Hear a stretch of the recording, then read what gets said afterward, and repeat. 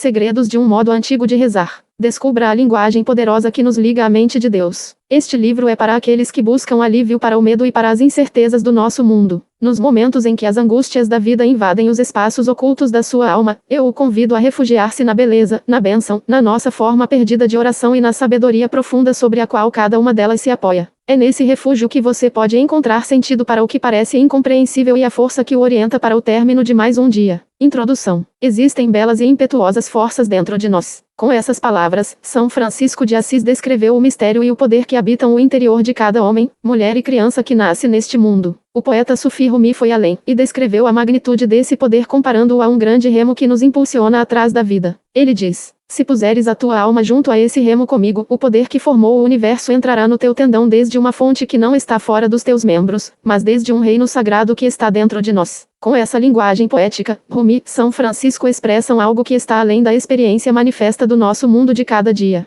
Com palavras do seu tempo, eles nos lembram daquilo que para os antigos era a maior força do universo, o poder que nos une ao cosmos. Hoje conhecemos esse poder como oração. Refletindo sobre a oração, São Francisco dizia simplesmente: o resultado da oração é vida. A oração nos dá vida, diz ele, porque irriga a terra e o coração. A ponte para o nosso passado. O conhecimento é a ponte que nos liga com todos os que nos precederam. De civilização em civilização e de existência em existência, contribuímos com as histórias individuais que se tornam a nossa história coletiva. Por melhor que preservemos as informações do passado, porém, as palavras dessas histórias são pouco mais que dados até que lhes demos sentido. É o modo como aplicamos o que sabemos do nosso passado que se torna a sabedoria do presente. Durante milhares de anos, por exemplo, os que nos antecederam preservaram o conhecimento da oração, da razão porque ela é eficaz e de como podemos usá-la em nossa vida. Em templos majestosos e em sepulturas modestas, por meio da linguagem e dos costumes que mudaram muito pouco pelo menos durante 5.000 anos, os nossos ancestrais preservaram o conhecimento poderoso da oração. O segredo, contudo, não se encontra nas palavras das orações em si. Assim como o poder de um programa de computador é mais do que a linguagem em que ele está escrito, precisamos pesquisar mais profundamente para conhecer o verdadeiro poder que nos espera quando rezamos. Pode ser exatamente esse poder que o místico George Gurdjieff descobriu como resultado da sua busca da verdade, uma busca a que dedicou toda a sua vida. Depois de anos seguindo antigas pistas que o levavam de templos a aldeias e de um mestre a outro, ele chegou num mosteiro secreto escondido nas montanhas do Oriente Médio. Ali, um mestre extraordinário proferiu as palavras de estímulo que tornaram sua busca valiosa. Encontraste agora as condições em que o desejo do teu coração pode se tornar a realidade do teu ser.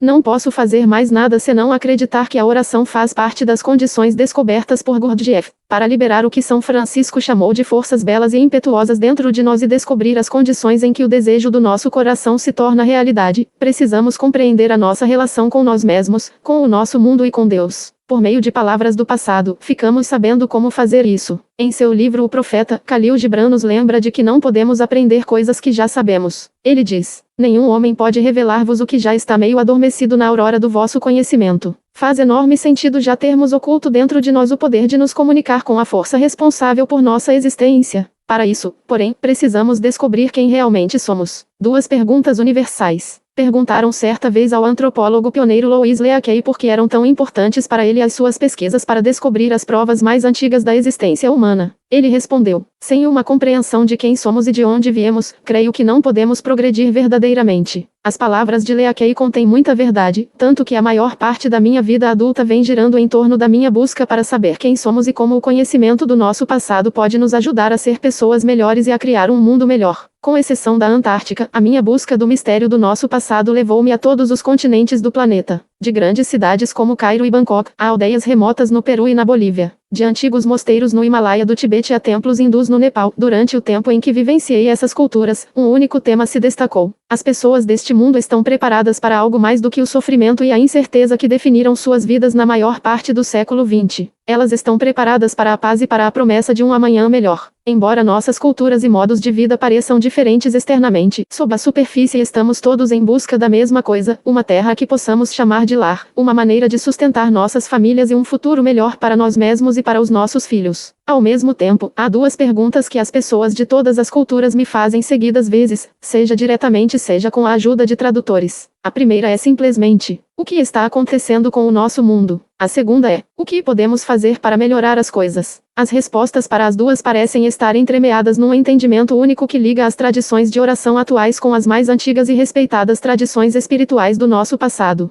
400 anos atrás, nos altos desertos do sudoeste americano, os grandes guardiões de sabedoria das famílias Navajo foram testados pela terra, pela natureza e pelas tribos vizinhas. Os extremos de aridez, de calor intenso e da falta de alimento vividos por suas sociedades levaram os Navajos a compreender que deviam utilizar o poder do seu sofrimento interior para suportar as condições severas do seu mundo exterior. A sua própria sobrevivência dependia do aprendizado dessa lição. Reconhecendo que as provações da vida os empurravam para as profundezas de seu maior sofrimento, eles também descobriram que as mesmas provações revelavam sua maior força. A chave para sua sobrevivência consistia em encarar os desafios da vida sem se perder na experiência. Eles precisavam encontrar uma âncora dentro de si mesmos, uma crença que lhes desse força interior para suportar as adversidades, e a esperança de que dias melhores sobreviriam. A partir desse lugar de poder eles adquiriram confiança para assumir riscos, mudar suas vidas e compreender o seu mundo. Atualmente, a nossa vida parece não ser muito diferente daquela desses indivíduos corajosos que vagavam pelos altos desertos do sudoeste americano séculos antes da constituição desse país. Embora o cenário seja outro e as circunstâncias tenham mudado, ainda vivemos situações que abalam os alicerces das nossas crenças, põem à prova os limites da nossa sensibilidade e nos desafiam a superar os obstáculos que nos restringem. Num mundo que muitos descrevem como despedaçado, pontilhado por atos insensatos de ódio, números recordes de relacionamentos fracassados, lares desfeitos e condições que ameaçam a sobrevivência de sociedades inteiras, somos desafiados a encontrar um modo de viver diariamente em paz, com alegria e um sentido de ordem. Com uma eloquência típica dessa sabedoria antiga, a tradição Navajo descreve um modo de ver a vida que põe a responsabilidade pela nossa felicidade ou sofrimento diretamente sobre os nossos ombros. Preservada como a oração da beleza, as palavras exatas variam de registro a registro e de recitação a recitação, embora a essência da oração possa ser dividida em 3 frases curtas. Por meio de 20 palavras apenas, os anciãos Navajos transmitem uma sabedoria sofisticada, lembrando-nos da ligação que existe entre o nosso mundo interior e o mundo exterior, só recentemente reconhecida pela ciência atual. Cada frase da oração, formada de 3 partes, oferece um vislumbre do poder de mudar a química do nosso corpo e de influenciar as possibilidades quânticas do nosso mundo. Em sua forma mais simples, as palavras da oração falam por si mesmas. Os Navajos dizem, Nizonigou Biuina, palavras que se traduzem aproximadamente como, a beleza com que tu vives, a beleza pela qual tu vives, a beleza sobre a qual constróis tua vida. Por meio das palavras de um autor há muito esquecido, a simplicidade dessa oração oferece esperança renovada, quando tudo o mais parece ter falhado. Mas a oração da beleza é mais do que apenas palavras. Embutida em sua simplicidade está a chave para solucionar um dos maiores mistérios da humanidade. Como sobrevivemos aos sofrimentos da vida? Em vez de nos prevenir e de evitar as situações que dão sentido a cada dia, o poder da beleza e da oração nos possibilita saltar diretamente para as nossas experiências, sabendo que qualquer dano que possamos sofrer é temporário. Graças à oração da beleza, o povo Navajo há muito tem encontrado força, consolo e uma maneira de lidar com o sofrimento do nosso mundo. Que segredos foram preservados por tradições como a dos Navajos do sudoeste americano, dos monges e monjas do Tibete, e de outras culturas, enquanto muitos de nós rompemos a nossa relação com a terra, uns com os outros e com um poder maior? Que sabedoria possuíam no tempo deles que pode nos ajudar a ser pessoas melhores e a criar um mundo melhor no nosso tempo? Sofrimento, bênção, beleza e oração. Oculta no conhecimento daqueles que nos antecederam, encontramos a sabedoria que vivifica as nossas orações de cura e paz. Dos antigos escritos dos gnósticos e dos essênios às tradições nativas das Américas, o sofrimento, a bênção e a beleza são vistos como as chaves para sobreviver às nossas maiores provações. A oração é a linguagem que nos possibilita aplicar as lições das nossas experiências às situações da nossa vida.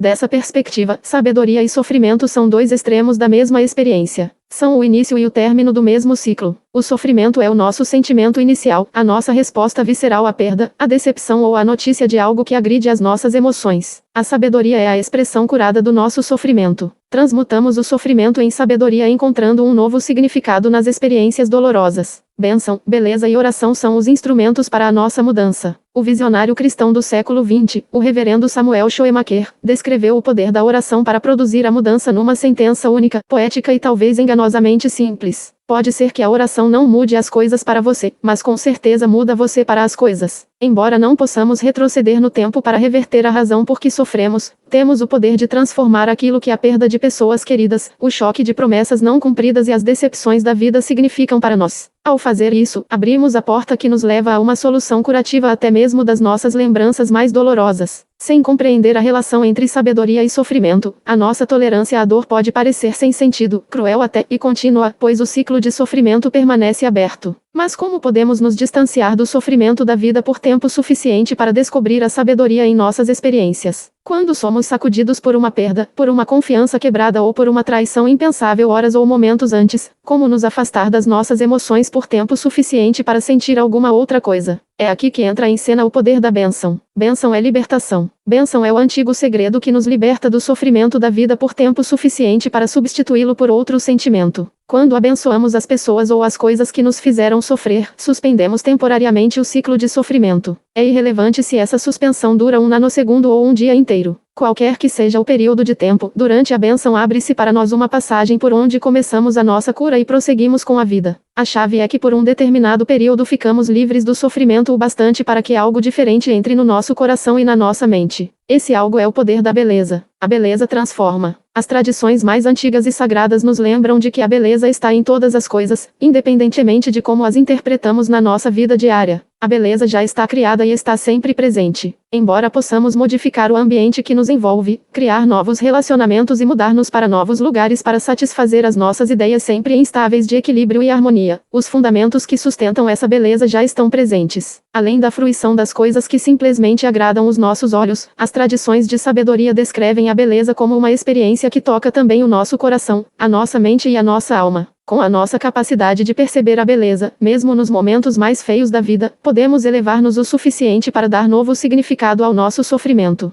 Assim, a beleza é um mecanismo disparador que nos lança a uma nova perspectiva. A chave, porém, é que ela parece adormecida até o momento em que lhe dedicamos atenção. A beleza só desperta quando a convidamos a entrar na nossa vida. Nossa forma perdida de oração. Encontramo-nos num mundo de experiências que desafiam a nossa sensibilidade e nos impelem para os limites do que podemos aceitar como pessoas racionais, amorosas. Diante da guerra e do genocídio além das nossas fronteiras, e do ódio baseado em nossas diferenças no seio das nossas próprias comunidades, como podemos sentir emoções como a paz e a cura? Obviamente, precisamos encontrar um meio de romper o ciclo de dor, sofrimento, raiva, ódio se queremos transcender as condições em que nos encontramos. Nas formas de expressão do seu tempo, as antigas tradições nos legaram instruções precisas de como fazer justamente isso. Suas palavras nos lembram de que a vida não é nada a não ser um espelho do que nos tornamos dentro de nós. A chave para viver a nossa vida como beleza, ou como sofrimento, está unicamente na nossa capacidade de nos tornarmos essas qualidades em cada momento de cada dia. Um conjunto cada vez maior de evidências científicas oferece credibilidade renovada a essa sabedoria e ao papel poderoso que cada um de nós desempenha contribuindo para a cura, ou para o sofrimento no nosso mundo. Nos finais do século XX, experimentos confirmaram que estamos imersos num campo de energia que conecta todos nós com os acontecimentos do nosso mundo. Com nomes que variam desde holograma quântico até mente de Deus, as pesquisas mostram que, por meio dessa energia, as crenças e orações dentro de nós são levadas para o mundo ao redor de nós. Tanto a ciência quanto a tradição antiga sugerem a mesma coisa. Precisamos integrar na nossa vida as condições que queremos vivenciar no nosso mundo. Encontramos as instruções para uma forma perdida de oração que nos ajuda a fazer isso escondidas em alguns dos locais mais remotos e isolados ainda existentes na Terra. Na primavera de 1998, tive a honra de conduzir uma peregrinação de 22 dias aos mosteiros do Tibete Central, em busca de evidências de uma forma antiga e esquecida de oração, a linguagem que fala ao campo que une todas as coisas. Os monges e monjas que lá vivem transmitiram as instruções sobre um modo de rezar que o Ocidente, em grande parte, perdeu nas edições bíblicas do século IV da Igreja Cristã Primitiva. Preservada durante séculos nos textos e tradições dos que vivem no teto do mundo, essa forma perdida de oração não tem palavras ou expressões externas. Ela se baseia unicamente no sentimento. Especificamente, ela nos convida a sentir como se a nossa oração já tivesse sido atendida, em vez de nos sentirmos impotentes e de precisar pedir ajuda a uma fonte superior. Recentemente, estudos mostraram que é exatamente essa qualidade de sentimento que de fato fala ao campo que nos liga ao mundo.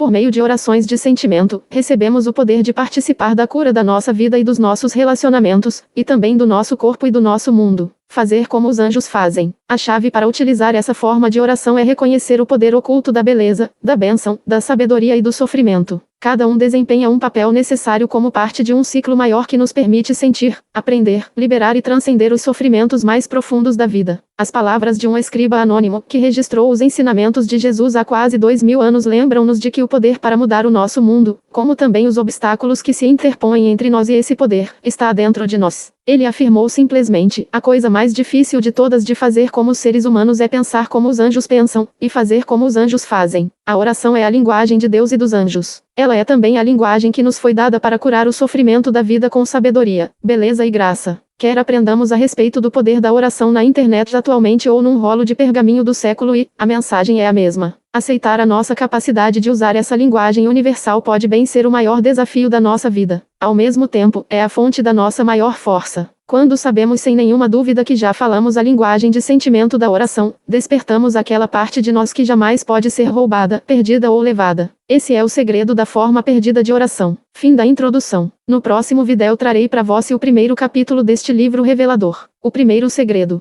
A nossa forma perdida de oração. Se esse conteúdo está sendo útil para você, se inscreva neste canal, curta e compartilhe para ser abençoado com os próximos conteúdos e também abençoar a vida de outros. Um forte abraço do Fredson Moraes.